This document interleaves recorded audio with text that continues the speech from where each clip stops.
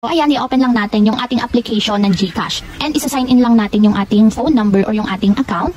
So, ayan guys, after yung mailagay yung inyong GCash number, itap lang natin yung next. And then, tap natin yung send code para mag-send code na OTP sa ating number. Then, after nyan, lagay lang natin yung OTP code dito sa mga blank boxes. So, lagay lang natin. Then, after nyong ma-sign up yung inyong GCash account or GCash number, lagay naman natin yung PIN ng ating GCash. Then, after yun guys, mai-login or mailagay nyo yung inyong GCash PIN, ganito yung lalabas din guys once na hindi pa naka-register yung inyong phone. So, ito yung pinakang security update. So, tap lang natin yung yes, register this phone. So, para ma-register na itong mobile device sa ating GCash.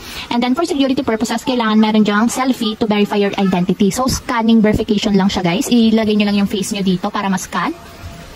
So, ayan, nag-verify na siya guys. And ayan, kung makikita nyo, congratulations, account secure ka na. So, naka-register na yung ating mobile device dito sa GCash. And itong mobile device mismo